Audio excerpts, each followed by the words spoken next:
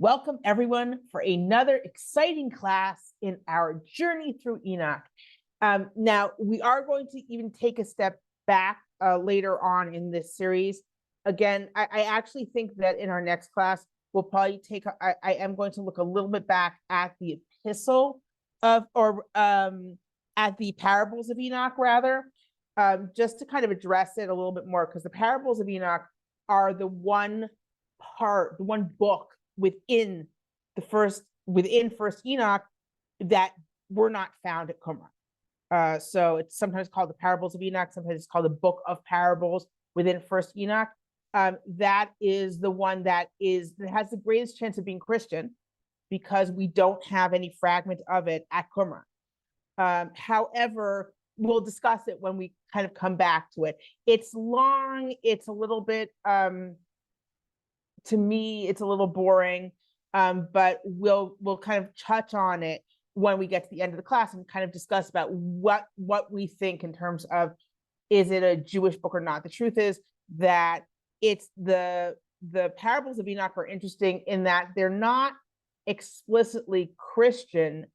They do put Enoch in an unusual situation vis-a-vis God.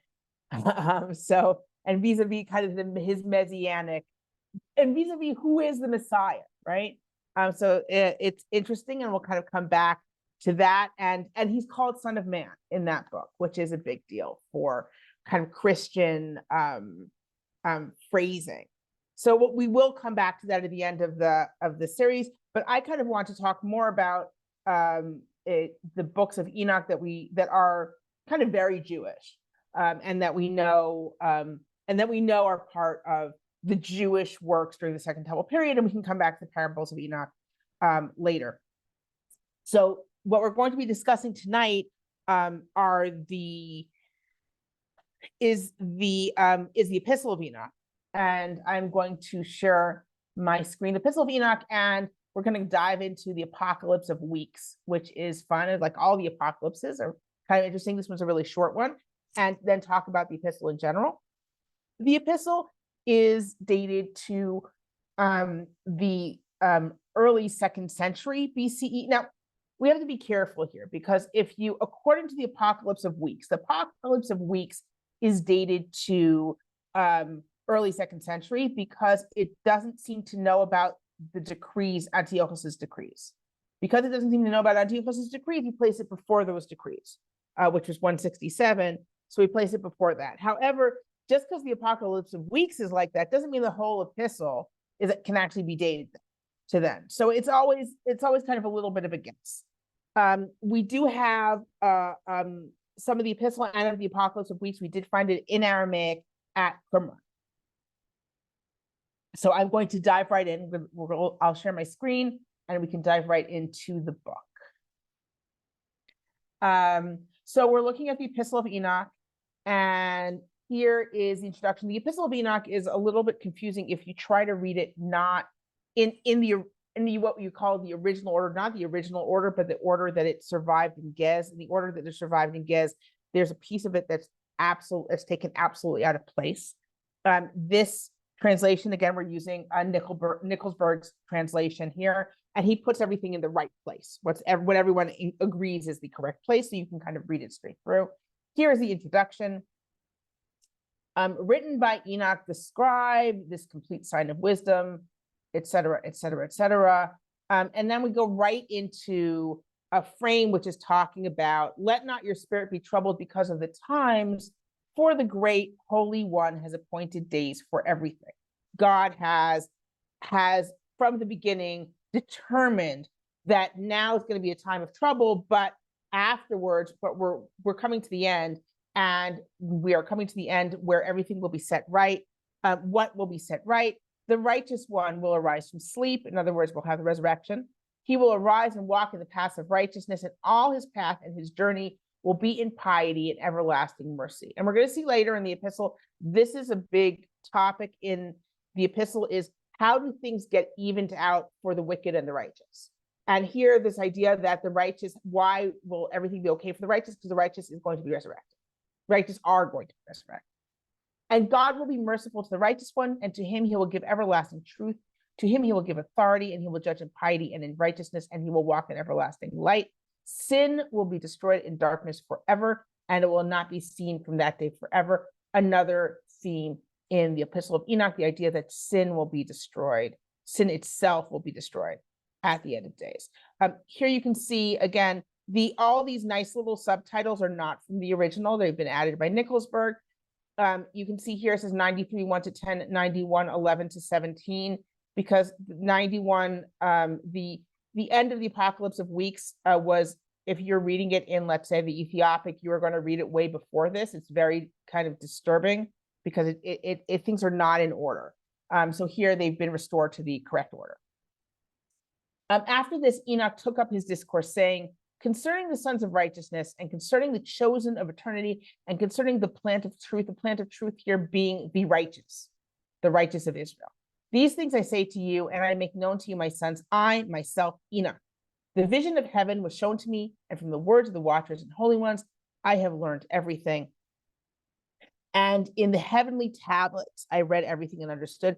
The heavenly tablets here are what is everything's recorded. This is everyone's deeds are recorded on the heavenly tablets. Another idea that is found throughout the epistle. And Enoch took up his discourse and said, now here we have what we call the Apocalypse of Weeks, okay, where the past and the future are described in weeks.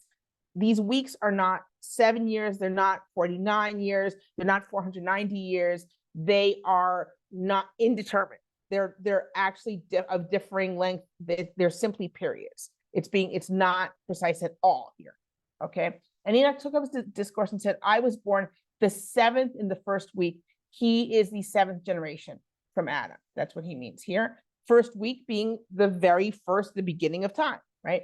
And until my time, righteousness endured. After me, there will arise a second week in which deceit and violence will spring up, and in it will be the first end, and in it a man will be saved. So after me, there's going to be the period preceding the flood when there is sin. There will be the first end. The next end, of course, is the coming apocalypse. The first end is the flood. A man will be saved. That is Noah. Okay. The idea that Noah is almost a messianic figure is actually found in different places in Second Temple literature. The book of Noah, which is in First Enoch, is one of those places. The Genesis Apocryphon is another that kind of hints to that, where Noah is kind of given this kind of special status. Also, we have in the Book of the Watchers, also in Enoch, the period after the flood is described almost as after the cleansing of the sin of the Watchers, is described as a final period of good. There will be no more evil again. And it's actually a little bit confusing because you know that, of course, there's going to be evil after this. It's described similarly here. So first man will be saved. And after that, at its conclusion, iniquity will increase and a law will be made for sinners. There is going to be sin afterwards, and a law will be made for sinners. Perhaps he's referring to the law not to eat blood, which is the commandment given to Noah after the flood. After this, there will arise a third week, and it's at its conclusion, a man will be chosen as the plant of righteous judgment. Now, I will say that in this section, you will see here, if you can look at the footnotes here, phrase from Aramaic, Ethiopic omits. This is what's nice about an eclectic translation, where Nicholasberg is taking from the Aramaic that was found at Qumran and preferring that over the Ethiopic, which one would want to do, right? So there are places here where it's going to be different from, let's say, an Ethiopic text because he's looking at the Aramaic. That was found. Didn't you say that this was not found in Qumran? No. If I misspoke, the parables weren't found at Qumran. The epistle was, okay? The parables are quite a long section that I did touch on it briefly in previous classes, but I didn't really go into it. I will come back to it at the end just to point out some interesting pieces of it. It's very long, the parables, and kind of repetitive, but it absolutely has some interesting themes that we don't find elsewhere.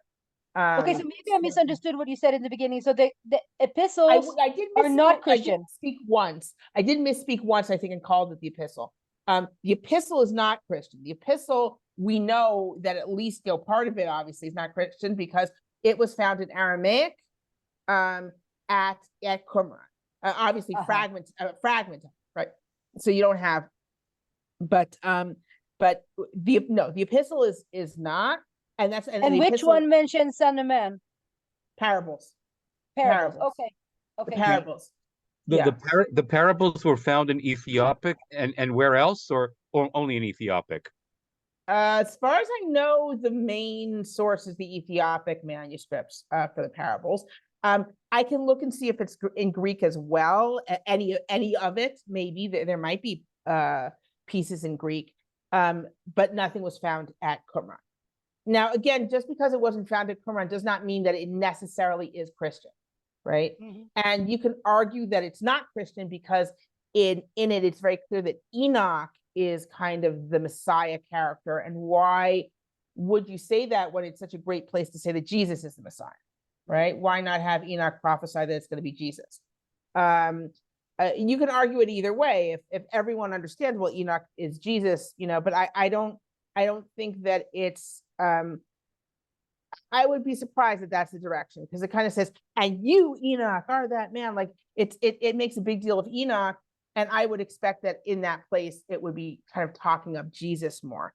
But it has some interesting themes that you don't find elsewhere in Enoch, and other themes that you do. So Son of Man, that phrase. And of course, again, Son of Man is a phrase that is all over Yechezkel. It's all over Ezekiel. That is the classic way God calls Ezekiel. Ezekiel's called Son of Man constantly, right? So it's not like it's coming out of nowhere, that there's nowhere in the tradition that you would draw this from, besides Enoch. So let's continue. But if I misspoke, my apologies. The epistle was in fact found in Aramaic. The parables, which we will talk about in another time, were not. So here we have, so after this will rise the third week, and at its conclusion, a man will be chosen as the plant of righteous judgment. That is Abraham, okay? And after him will go forth the plant of righteousness forever and ever. In other words, then you will have the righteous line of Israel, right? After Abraham. After this, there will arise a fourth week, and at its conclusion, visions of the holy and righteous will be seen. So at the end of it, these visions may be the plagues, which are like the wonders and miracles of the plagues, and a covenant for all generations. That's of course Sinai, and a tabernacle will be made in it, the Mishkan. After this, there will arise a fifth week, and at its conclusion, the temple of the glorious kingdom will be built forever. This is interesting because because this following period is clearly includes coming to the land and building the temple, but it completely doesn't mention coming to the land. That's not important for the writer of this piece. What they care about is building the temple. Like coming to the land, I don't even need to mention it. The important thing is Sinai, the tabernacle, and the temple. After this, there will rise a sixth week, and all who live in it will become blind. Remember, blind means that they're sinning. The hearts of all will stray from wisdom, and in it a man will ascend. The man ascending actually probably means literally ascending. Elijah, is actually literally ascends to the heavens. And at its conclusion, the end of this period, this is the period of the first temple. The many who are becoming blind are the people from the northern kingdom who are sinning, the people from the southern Judean kingdom who are sinning. And then at its conclusion, the temple of the kingdom will be burned with fire, and in it, the whole race of the chosen root will be dispersed. This is when the diaspora, the galut begins, the exile. And after this, in the seventh week, and you can see how these weeks are not any particular period of time, they're a period. After this, in the seventh week, there will arise a perverse generation, and many will be its deeds, and all its deeds will be perverse. So we have a sinning, and we don't even talk about rebuilding the temple. Like it doesn't even talk about the second temple at all. Apparently the second temple is not even worthy of mention here. Okay, so it doesn't even talk about the rebuilding of the temple. There's a generation of people who are sinners. And at its conclusion, the chosen will be chosen as witnesses of righteousness from the everlasting plant of righteousness, to whom will be given sevenfold wisdom and knowledge. And anyone who's reading this knows that they're one of those chosen, right?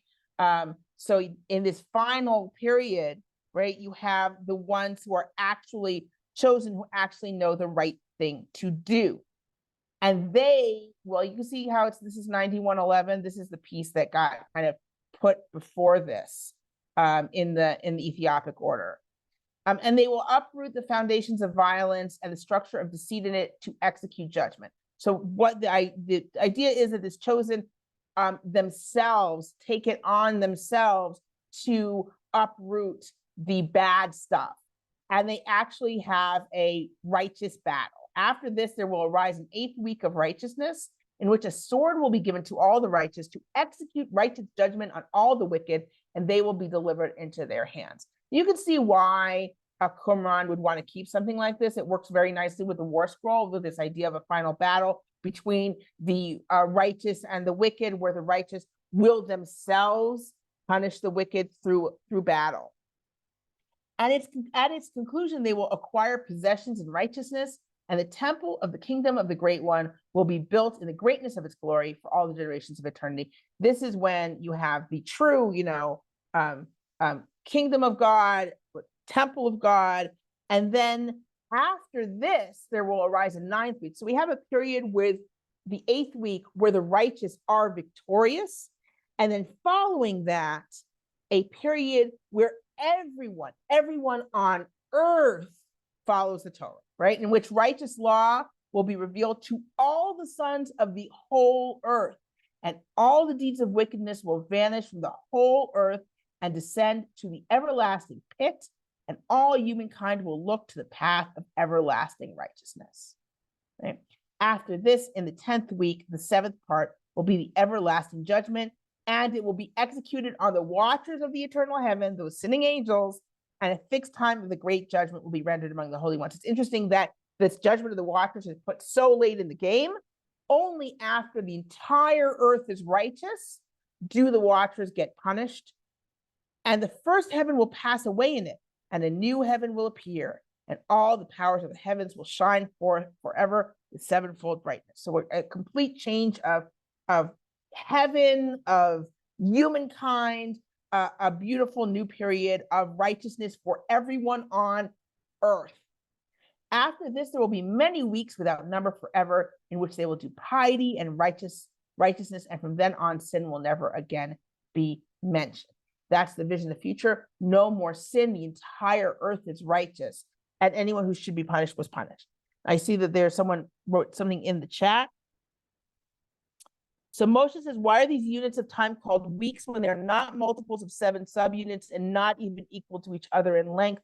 I think it's just imitating other places where weeks are used, where they are more meaningful, and where they're also used to talk about the apocalypse. So I think this is imitating a structure of other apocalypses without realizing there's a meaning to it, right? Or just because it wants to imitate the language.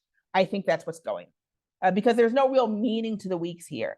But in other apocalypses, there is meaning to the weeks. So here it's simply using this language of weeks to make you feel like, oh yeah, this is the way you talk about these things. This is the way you talk about history. It's the way you talk about the future, and that way it feels right. It fits. Miriam? Yes. Are these texts assumed to be more or less contemporaneous with the parables of Enoch? No, not at all. I said the parables of Enoch. As soon as you say the parables of Enoch could be Christian, that means they're dated late, right? So yeah, I mean, we're talking particularly the Apocalypse of Weeks, because it doesn't seem to know anything about the decrees of Antiochus or the Maccabees or anything like that, which was huge for anyone writing apocalypses. This is considered to predate that. So in other words, the Apocalypse of Weeks and the epistle, to the extent that you can date it by the Apocalypse of Weeks, which is a question, right? You can just say, well, the Apocalypse of Weeks was inserted in it. You can say all sorts of things, but the Apocalypse of Weeks itself is absolutely dated to before 167, right? BCE. So you're talking about early-ish 2nd century BCE. So no, not at all. I now I'm regretting ever mentioning the parables in this class, because I see that everyone's getting confused by it. But I just wanted to say that we would address it in case you were missing it. But no, the epistle is its own thing. The thing that it does have in common, if you want to say it has in common with the parables, is that you can absolutely count it, especially as it continues, as what we call wisdom literature, where it's making comments about this is what it's not super concentrating on wisdom necessarily, wisdom versus foolishness, but it absolutely does, as it continues, have this kind of, I'm going to talk to you about morality and what people get punished for and what people get rewards for. And that kind of works with wisdom literature, as opposed to legal literature, as opposed to narrative literature. There's a whole genre of wisdom literature that both the epistle and the parables kind of belong to it, if we talk about this wider collection. And when people talk about Enochic Judaism, those who do like those who like to follow Gabriele Boccaccini, or Gabriele Boccaccini, they are going to talk about people who kind of believe in wisdom literature as opposed to more legalistic Torah type things. Now, I think most people agree with me, or I'm agreeing with maybe most people, when I say that Jews in this period did both, right? They were into wisdom literature, and they were also into legalistic, you got to do this, you got to do that, and when does Shabbat start, right? So like they were absolutely into both types of learning and thinking, and there's really no reason to think that someone who was reading and copying Enochic literature was not also reading and learning and abiding by some of the more legalistic texts. So what you're so the first book of Enoch is not all from the same period, different parts of Enoch? Not at all. That I've been saying the whole time. The first Enoch is a collection of works with that some do have a lot of commonalities, but they do have different approaches. They have different approaches to sin. They have different approaches to the afterlife. They have different approaches to the what is the day of what's coming the end, right? So like if we were reading here, we could match some things here with the animal apocalypse and say, oh, that kind of lines up. But there are things in the animal apocalypse that aren't here. There are things that are here that are not in the animal apocalypse. So there are different approaches to what the end is. There are different approaches to I don't know if I said this already, like where sin is from. So the epistle actually makes a big argument.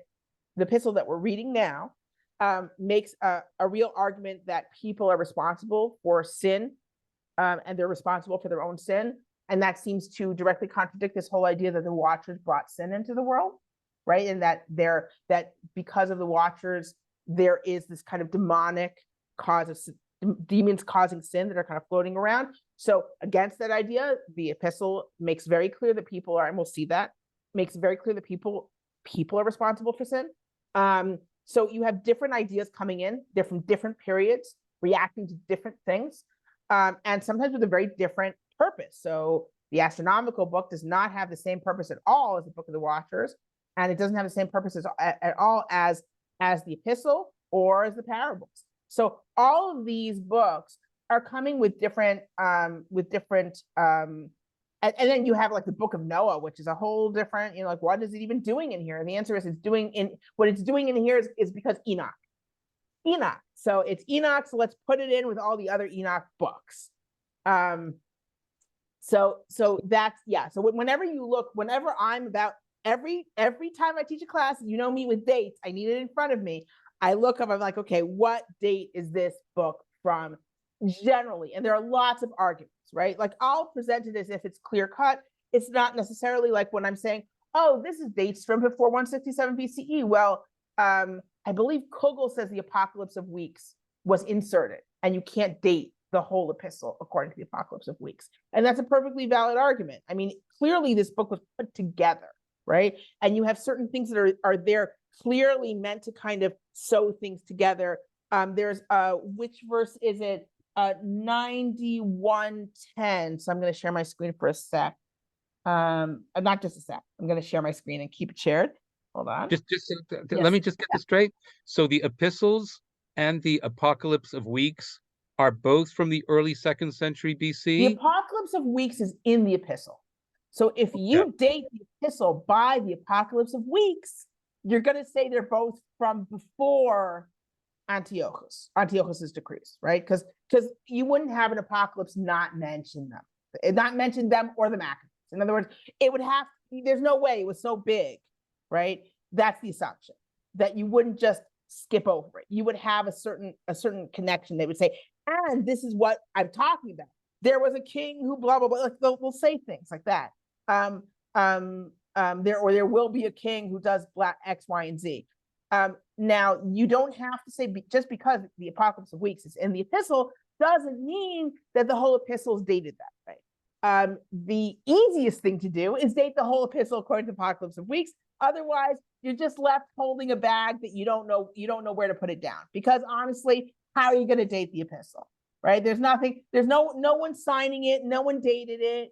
No one's like, oh, by the way, last year there was a big earthquake, right? It's always nice when they do things like that, but not in the epistle, right? It's not happening. So it makes it very hard to date these books as soon as you take out the apocalypse that's in it. So that's the story with the epistle.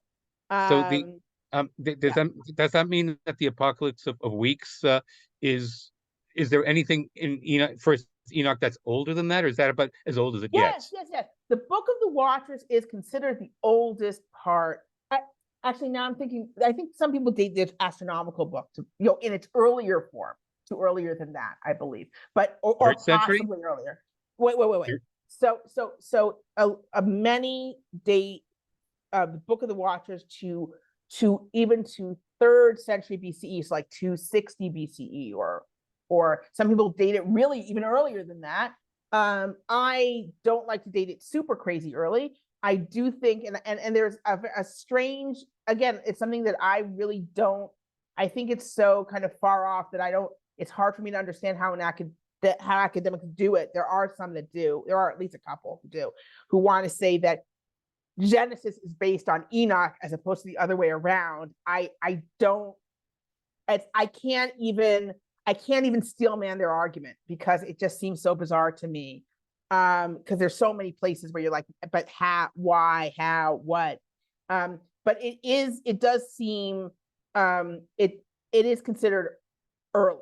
The Book of the Watchers is considered very early, and especially because you have all the other pieces that are based on it, they're drawing from it. And if you have Jubilees very clearly has like the Book of Enoch, and it's taking stuff from the Book of Enoch. It's like combining things from the Book of Enoch. So from the Book of the Watchers.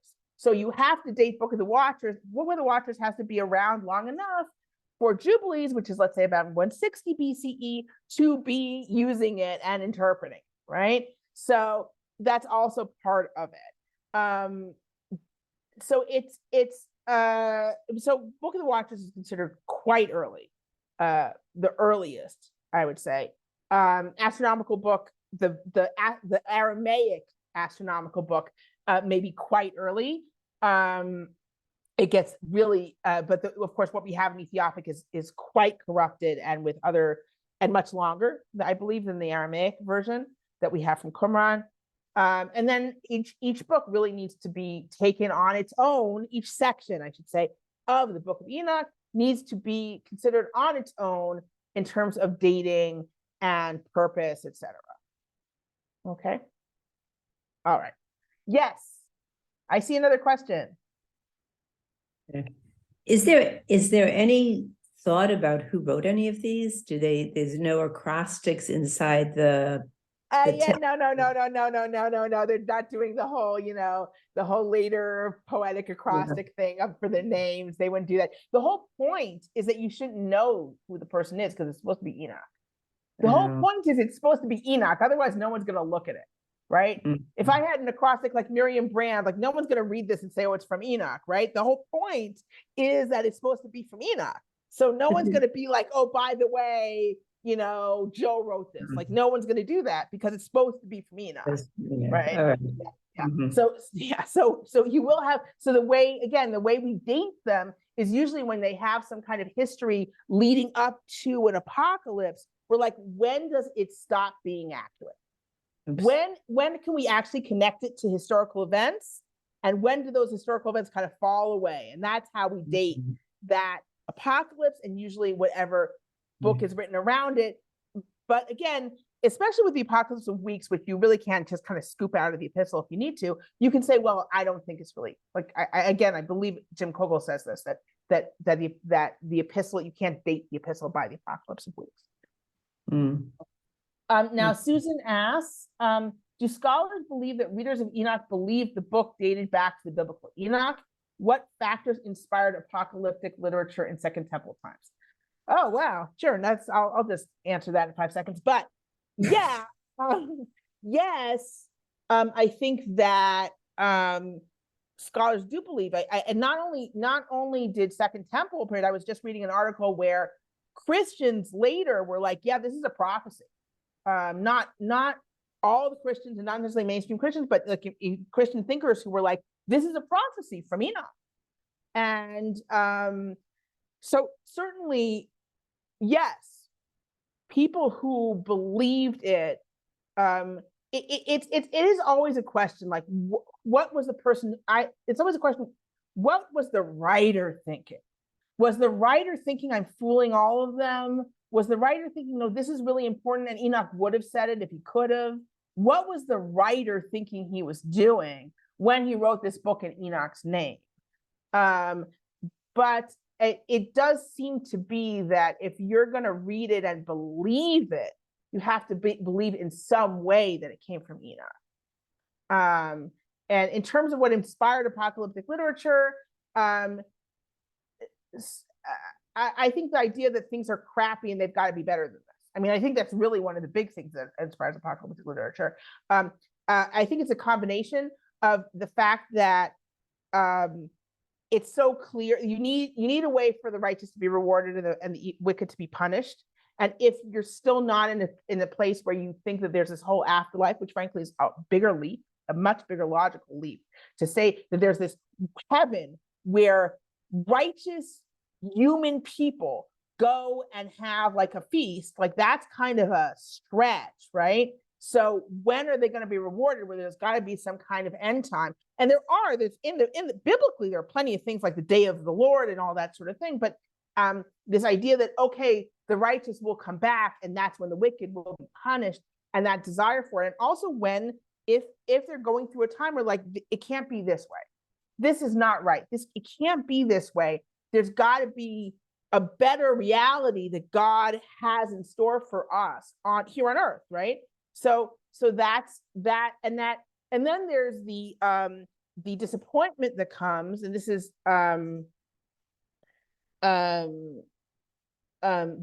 that Al Baumgarten wrote about, that so that explains this in general apocalypses, and then we have this increase in apocalyptic writing after the Maccabean Wars lead to the Hasmonean period, because there's this disappointment, right? There's this disappointment in what, this tremendous religious war, this miraculous victory that should have brought everything that was right and everything that was good, and we should have rulers that we're like, yeah, you are doing everything perfectly, because that's what it should be, the Messianic age, let's say, but it's not. So it's got to be right around the corner, right?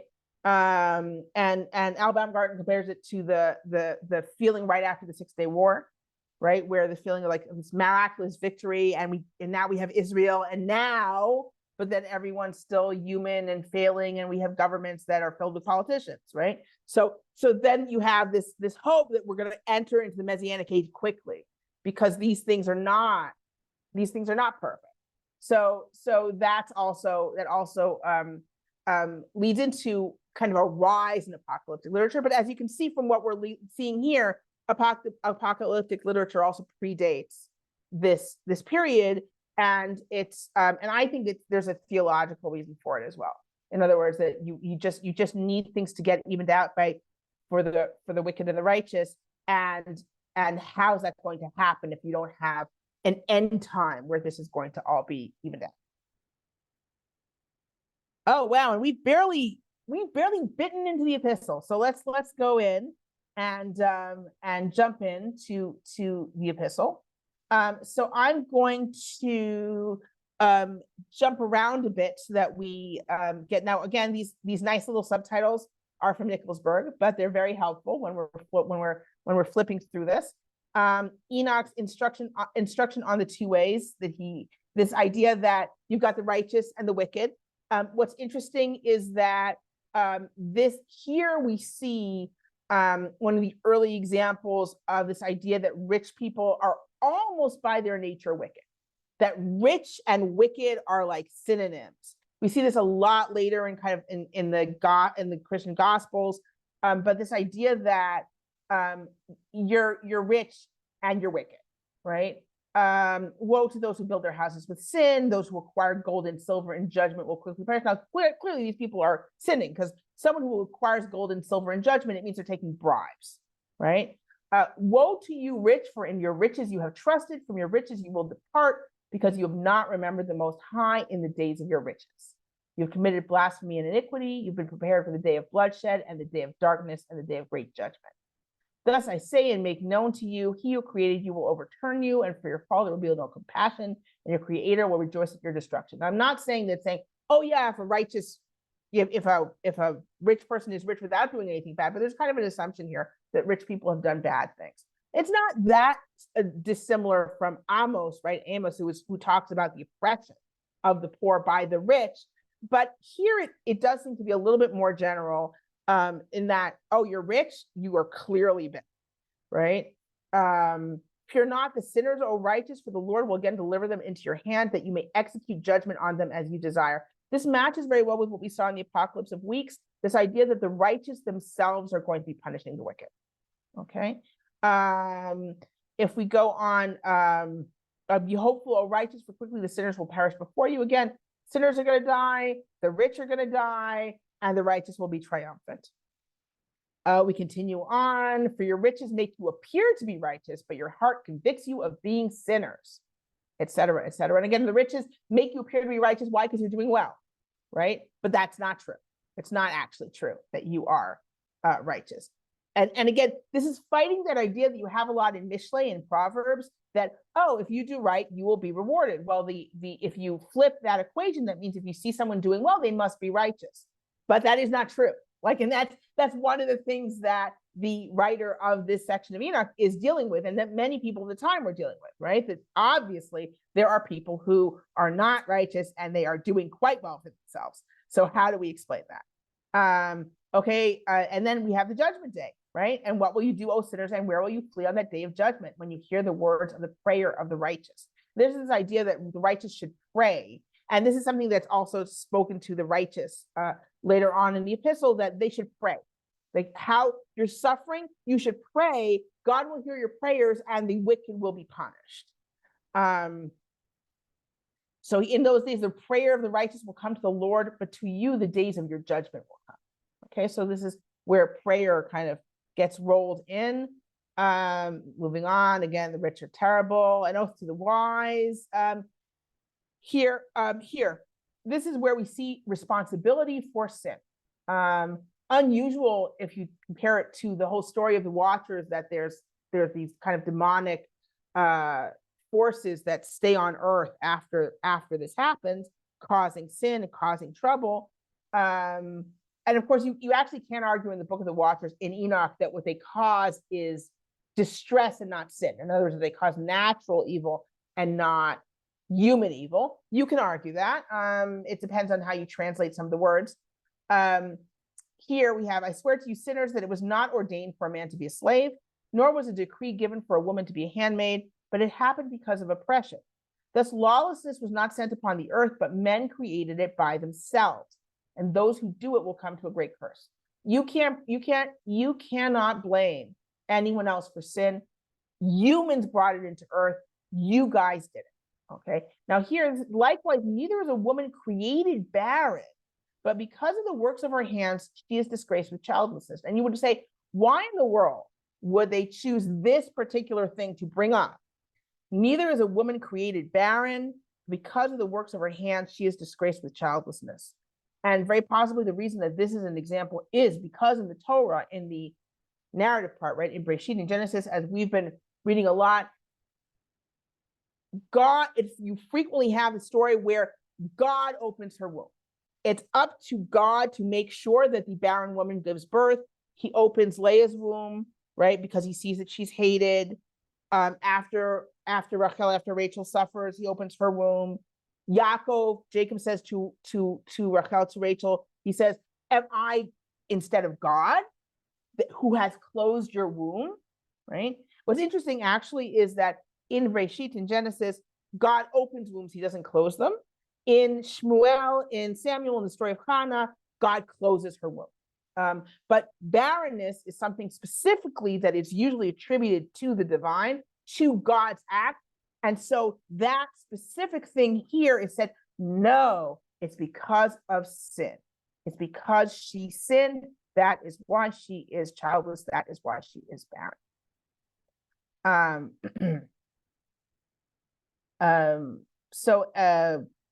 Moving right along, so of course all your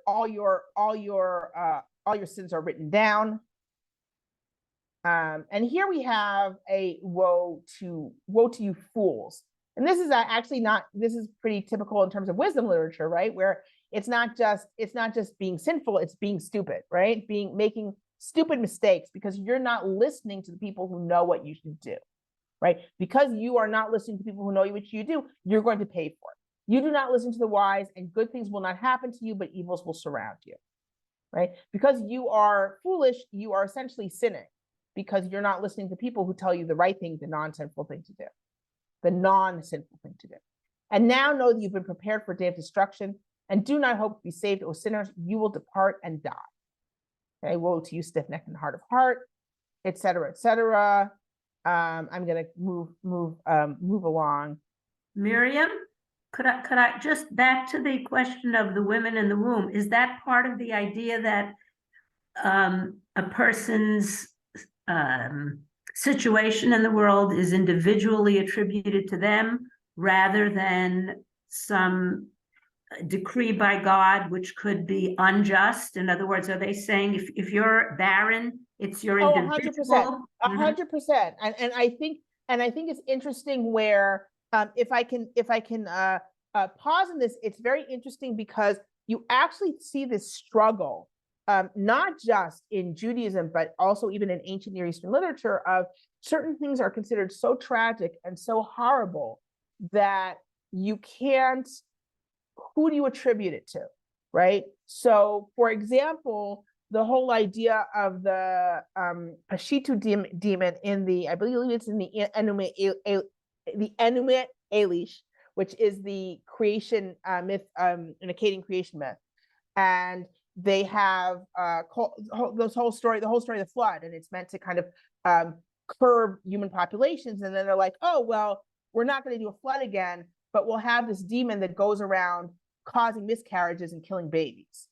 And it's like, and the question is, well, why would you do that? And there's Karl van der Toorn said he has this idea that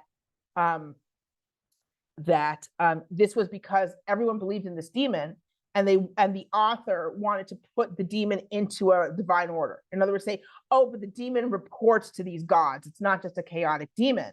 The problem is that, of course, people didn't accept that. And you have all these curses against this demon without any idea that it's part of some kind of divine order. Because how can you say a demon that does these things? And because babies die. Babies were dying and women had miscarriages, and these were horrible things that happened, clearly being caused by something. It must be a demon, and it's not part of a divine order. How can it possibly be part of a divine order, right? So you have you have these similar things. We have Lilith, right, who becomes this force in the what babies need to be protected from in like later Judaism, right? That you need to have a thing against Lilith with these 3 angels that protect against it, right? And one of them has like a razor head, and one of them has a duck head. If you've ever seen the paintings of those little, that's like this medieval, right? But like, it's still this idea that who hurts babies? It's a demon, right? who would do such a thing. You can't say God, right? The thing is that in the Torah, barrenness, how can you say, who can possibly be responsible for barrenness? And what's interesting is that in Breshit, in Genesis, it's that God opens the womb. So you could say, well, it's God allows birth. It's not that God causes, God closes. It's God allows birth because it has to be allowed by God. And then, but once you get to 1 Samuel, God closes her womb. What's the reason? There is no reason. There's no reason given. And the only thing you can say is this is something I don't know why. I don't know why. Clearly God did it because God has the power, but I don't know why. And that's not good enough anymore. It's not good enough anymore. That's where theological problems come from. When a previous approach is not good enough anymore, right? It was good enough for my grandparents, but they're old and it's not good enough. There's got to be a reason. And the answer is she sinned, right? So it's not a fun reason, right? But it's a reason that to this, the writer of this passage makes things better, right? It's a lot like Ben Sira. Ben Sira says, why are there natural disasters? They're there to punish the wicked. And then once they're in the world, they just do damage. But God brought them into the world in order to punish the wicked. I once read it was almost like a review of Ben Sira. And he writes like someone who himself has not gone through tragedy, right? Like it's an explanation that works nicely if it wasn't you, right? So this is the sort of thing that for this writer solves a problem. And it solves a problem that previous generations weren't thinking that way. They weren't thinking, they were like, who could have caused it? And there's not, how can you explain it? You can't explain it. Like, and I like very much, sorry, this is something I've thought about, but the fact that in the Torah, in those stories of Breshit that we're reading now in Shul, it's so clear that these women don't deserve it. It's very, very, very, very clear that the women don't deserve it. And that it's tragic and that it's heartbreaking and it's something they don't deserve. And it's something where they can't even turn to their husbands because their husbands don't understand, right? Barrenness, So barrenness Yes. is brought into the world as it was brought into the world by sin, but it's not an individual punishment for sin. No. In the epistle, it's an individual punishment. Let's read it again. So I was comparing it to Ben Sira. Ben Sira sees it as brought into the world to punish sinners, and then once, not barrenness, but natural disasters are brought into the world to punish sinners, but once they're there, they just do disaster. But no, the epistle sees it as an individual punishment. If we go back, and I would have to find it again, but here we are. Likewise, neither is a woman created barren, but because of the, sorry about this, hold on, because of the works of her hands, she is disgraced with childlessness. Right? Because of the works, this author, who I can guarantee is a he lays this directly, she messed up. She did something wrong. That's why she's barren. Not womankind, but one Not specific. womankind. This woman did something, right? Now, that's not something that biblical, no biblical story, they don't do that, right? Because it's clearly not true. This guy, not bothered. It's her fault, okay? His big goal here is to say God doesn't just do bad things to people, right? People do bad things to people. And if it looks like God did a bad thing to you, it's because you sinned, right? And people do bad things to people, and that's not necessarily because you sinned. That's why righteous people suffer, right? Because of all those evil, wicked, other people who are probably rich, right? Who are oppressing them. All right. But in the end, the wicked are going to be punished. So let's move right along. And they're really going to be punished. Woe to you who rejoice over the troubles of the righteous. Your grave will not be dug. You will not even be buried. A righteous, again, Aaron, be encouraged to pray for judgment. Again, these titles are not from the thing, but they do. We saw it before that the prayers of the righteous would ensure that the wicked get punished. And here again, then be prepared, O righteous, and present your petitions as a reminder. Offer them as a testimony before the angels, that they may bring in the sins of the unrighteous before the Most High as a reminder. Again, in this time, angels are thought to be the ones who take the prayers and kind of bring them to God, right? They're in between, and they make sure these prayers are heard, are brought almost as a legal plea, right, to God. And then we come to this end time, which is bad, like this kind of really awful, violent end time. Then the nations will be thrown into confusion, and the families of the nations will be unsettled on the day of the destruction of iniquity. The destruction of iniquity, this is like when the wicked are being punished, but bad things are happening just because everything's in confusion. At that very time, those who are giving birth will bring forth, and they will sell and abandon their young infant. Those who are with child will abort. Those who are nursing will cast off their children. They will not return to their infants or to their sucklings, nor will they spare their beloved ones. Everyone's it's just like a horrible time, right? And when this, and it's not clear what's going on here. Honestly, I don't know why specifically babies are abandoned here. It's not clear. Here there's a reference to idol worship, idolatry, but not just idolatry. Worship phantoms, well, not yes, idolatry, right? But not just idols. Worship phantoms and demons and abominations and evil spirits and all errors. There is, of course, a very strong belief in demons this time. Moving on, more warnings to the sinners. Now, note what the afterlife is like here. Woe to you who spread evil for your neighbor, for in Sheol you will be slain. We've still got that afterlife of Sheol, right, of the pit. They're going to go to the pit, but they will suffer. In other words, it's not just going to be, just mud. If we have, this is more of the judgment day where everyone's killing each other. And then in one place, the fathers will be smitten with their sons, and brothers will fall in death with one another. From dawn until sunset, they will be murdered together. You see, there's this back and forth, right? You've got a woe to you sinners, and then going back to the judgment. It doesn't read very nicely. It's not just that I'm skipping around. It doesn't flow particularly well. For a man will not restrain his hand from his son, nor from his beloved one to kill him, and the sinner will not restrain his hand from the honored one, nor from his brother. In other words, sinners will also be killing decent people. Bad things are just going to be happening in this end time, right? Then the angels will descend, and those who aided iniquity will be gathered into one place, and the Most High will be aroused on that day to execute great judgment on all. So then the sinners are going to be punished, okay? And then he will set a guard of the holy angels over all the righteous and holy. They will be kept as the apple of the eye until evil and sin come to an end. And from that time, the pious will sleep a sweet sleep, and there will no longer be anyone to frighten them. And the wise among men will see the truth, and the sons of the earth will contemplate these words of this epistle, and they will recognize that their wealth cannot save them when iniquity collapses. Okay, so final judgment, sinners are going to be punished. The righteous are going to be rewarded. Woe to you, unrighteous, when you afflict the righteous on a day of hard anguish and burn them in fire, for you will be recompensed according to your deeds. Okay, you're going to be punished. Again, this is the theme of this. The wicked are going to be punished. The righteous will be rewarded. Don't think the righteous are just going to suffer and the wicked are just going to prosper. That's not true. That is what is the reward here? Sleep? Oh, so the reward here is they're gonna be resurrected. So let me go. Yeah. So let me skip ahead. Here we are.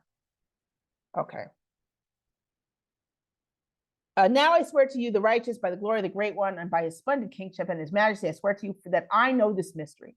For I have read the tablets of heaven, and I have seen the writing of what must be. This idea that there are tablets of heaven where the whole future is written is very central to the epistle. And I know the things that are written in them and inscribed concerning you, that good things and joy and honor have been prepared and written down for the souls of the pious who have died. And much good will be given to you in the place of your labors, and your lot will exceed the lot of the living. The souls of the pious who have died will come to life, and they will rejoice and be glad. And their spirits will not perish, nor their memory from the presence of the Great One for all the generations of eternity. Therefore, do not fear their reproaches. So the righteous will be resurrected and will be given all good things. It sounds like they're never going to die, okay? And the sinners are going to suffer, okay? They have died. Know that down to Sheol they will lead your souls, and there they will be in great distress, and in darkness, and in a snare, and in a flaming fire. Into great judgment your souls will enter, and the great judgment will be for all the generations of eternity. So just like the righteous will be living in wealth and in prosperity for all the generations. You, the wicked, will be suffering. Now, it's not clear here whether that suffering is going to start. It does sound like it will start as soon as they die. It does sound like they will be led down to Sheol, and you will be in great distress, right? And you'll be burning there already. And then you're going to have the great judgment, and it will last and your suffering will last forever. Okay. And then he argues with those righteous who are like, I am living in suffering. What's going to happen with me? And he says, okay, but I'm telling you, I swear to you that the angels in heaven make mention of you for good before the glory of the great one, and your names are written before the glory of the great one. Take courage then, for formerly you were worn out by evils and tribulations, but now you will shine like the luminaries of heaven. You will shine and appear, and the portals of heaven will be opened for you.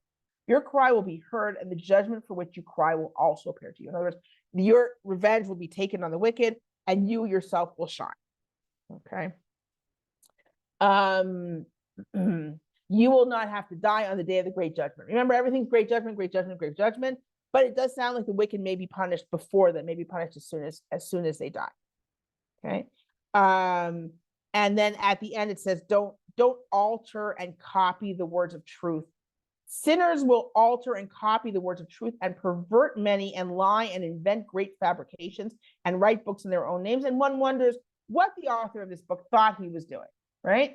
He's saying, Enoch is saying these things, and he's like, all these sinners are going to write these perverted books that aren't true, books in their own names. There's another in the Ethiopic, it seems to be in their own words, right? So they're going to write their own books. What is this guy doing? This guy's writing his own book. He's saying it, Enoch said it, but apparently he thinks he's cool. All right.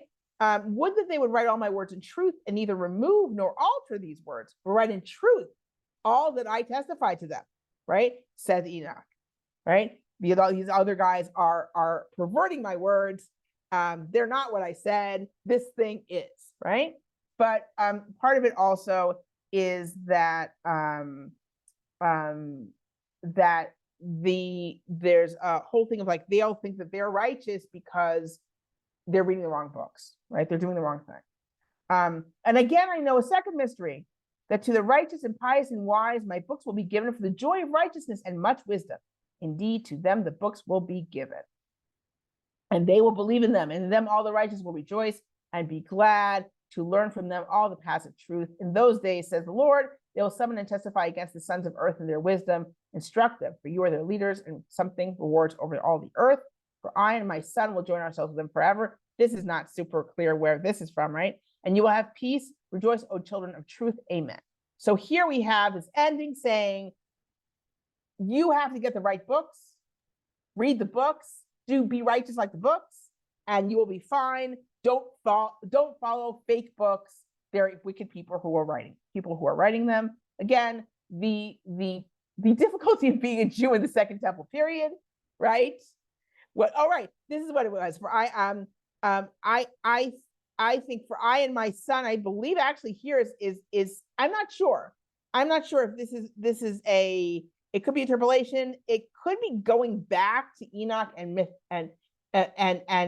Methuselah. But it could be a continuation of in those days, says the Lord. So, but the idea. So yes? that's like totally Christian connotation totally to Christian.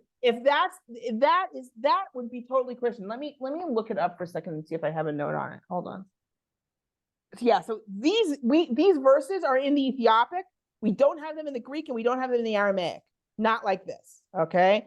So it's either they're talking about Enoch and Methuselah or they're a Christian gloss that was added later. Okay. Okay. So it's the only words that have survived of these two verses of verses 1 and 2 here and in chapter 105 are the only words that are in the Aramaic are over against the sons of earth, you will be, and to you shall be all. That's what it says in Aramaic. We don't have it in the Greek. We only have it in Ethiopic, so it absolutely looks late. Okay. There you go. Miriam? Yes. So it seems like there's three categories of people. There are people whose lives are miserable, and they are actually tzaddikim, and they'll get they'll get compensated later on. There are people who are having a nice life, and they're all evil by definition, and they're all going to suffer later on. And then there's barren women who suffer right now, even. Well, I think barren women are an example. I think he took the hardest thing to say is their fault. Like, I think he literally took the thing that in the Torah is said to be from God, right? And it's like, no. This is your fault. It's your fault, right? And I think so. I think he took like the hardest case. Yeah. But he has everyone else who's evil suffers later on. They don't necessarily suffer in this world. Some of them maybe, but they're not a problem for him. The poor evil people are not a problem for him, right? The rich evil people are a problem. That's the thing. He's got to explain rich evil people. No one has to explain poor evil people. They're like, yeah, okay, he doesn't, But he also seems to assume that all rich people are inherently evil. So I mean, it seems he does seem to. I kind of read it that way as well, honestly. But he does seem on the other hand, he is dealing with one assumes that he is seeing a lot of rich people who he thinks are evil. Like, it's a problem. The same way that Amos doesn't talk about good rich people, right? Because why would you talk about good rich people? You don't have to talk about good rich people. That's not a problem for anyone. The problem isn't good rich people, right? The problem is bad rich people. The problem with bad rich people is not just that they're bad, is twofold. First of all, they generally oppress other people. That's how they get rich, right? If they're evil, right? And two is that they seem to be doing really well by being evil, right? And everyone's like looking at them saying, oh, clearly they're doing the right thing, right? Now, the problem is that once you start doing that, it does look like anyone who's rich is by definition evil, right? You're rich, you employ people, you must be evil. And you do absolutely like, it's, like certainly like in Susan's mentioning Lenin, you can go to Marx, like there's this idea, right? Someone who's rich is by definition evil. And yeah, I worked for him and he was a jerk, right? Like that's probably gonna happen. Right? Someone worked for him and thinks he's a real jerk, right? So like it's not hard to understand why you would have that as a framework, but it is true that in this work, it really seems much more like, oh, you're rich. You think you're great. You are bad. You are a bad person. You're going to suffer, boy. And you do have that, of course. Jewish tradition is full of stories of rich people who are good people who help. Well, help other people. There's no idea for sure. And you do have but you could see and you can absolutely see this place where this isn't. I don't think that this is a necessary thing. And I think that it's interesting here because it's not a necessary framework that you have to do, but that is what they're doing. And yes, Susan points out that the patriarchs were wealthy. Yes. And it's pointed out that they're wealthy, right? But it's nice if you're talking about like stories of, the patriarchs, then it's the fact that they're wealthy shows that like, oh, look, they did right and they were rewarded, right? But if you look around yourself in actual life, yes, it's very nice to see a good rich person and you want to tell stories about that person. But if someone's dealing with what they think is, and again, it for me, it helps explain things that you have, like let's say in the Gospels, where like, what is it? A rich man can't get into heaven. I'm like, why? Right? It's skipping over a bunch of logical steps, and those steps are here, right? Where it's like, you're rich, you think you're so great, you're oppressing poor people, you're cursing the wicked and No, I'm telling you, you're really gonna suffer. So if everyone's just assuming that, right? Thank you, Sharon. Easier for a camel to pass through the eye of the needle than a rich man to enter heaven, right? And you read that, you're like, what? Why? Why? Just because he's rich? And the answer is no. There's an assumption here. The assumption here is that he's bad, that he's not good.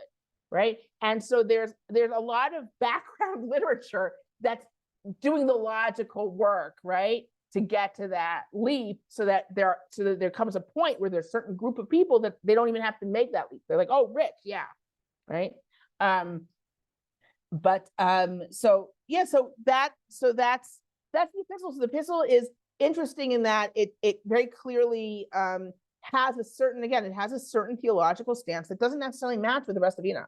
Right, this extreme personal responsibility, right? The idea of and you do find this in other places. It's not that this isn't the only place in Enoch where, you know, rich people can be bad, right? But this idea, oh, you're rich, so you're bad.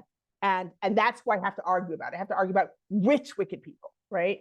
And the solution getting a little closer to, because it does sound like the wicked are perhaps punished right after death, but also seeing that theological weight. The reason you need to have this apocalyptic end, or not apocalyptic, but this final day of judgment, is to even things out, is to reward the righteous for suffering and are doubting now because they're suffering, and to punish the wicked. And the way we do that is with resurrection of the righteous and suffering for the wicked. So in our next class, we are going to be looking at the book of Noah, which is interesting. We're going to compare it with the Genesis Apocryphon and a midrash or two. And we will also possibly do the conclusion. And if there's time, we will look back at some interesting things in the parables, which again is the possibly the only section of Enoch which is not actually Jewish. So thank you for joining me. I will pause in case there are any more comments or questions. I don't see anything. Anything? No? We're all done? Okay, Yeah, great. no, I have a Yes, yeah. question. Thank you. Whoever wrote this seems like a pretty harsh and unforgiving person. Do you Yeah, think that's the spirit of the times, or is that just him? I think it's especially the spirit of the times. If you haven't said, like, I imagine that he did not have a barren wife or daughter. That is my guess. Just a guess, just out there.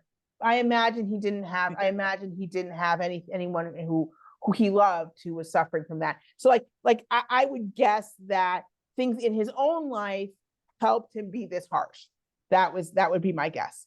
I do think that there absolutely is I think it's interesting because I keep on thinking in terms of Qumran, just in terms of them as an example, because they, to the extent that they feel very threatened and persecuted, they get they seem to be harsh, very harsh against outsiders. They're going to be punished. Whereas, so in the Damascus document, they seem to be much more open, and they're like, oh, these poor people, they're totally misled by Belial. That's why they're not doing what we. And in other places, they're like, oh, these people are evil.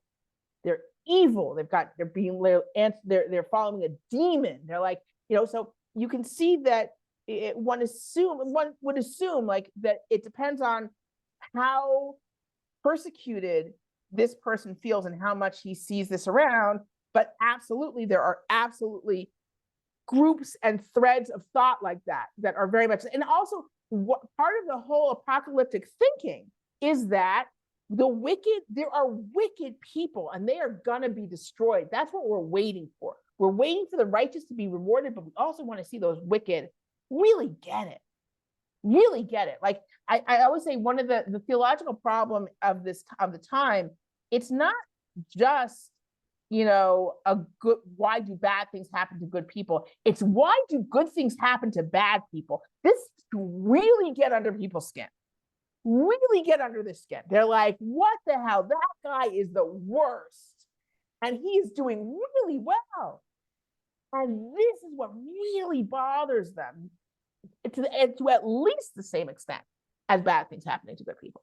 So, and you can certainly see this here, because he's like, oh yeah, that person must have sinned. But that guy, he's so evil and he's so rich.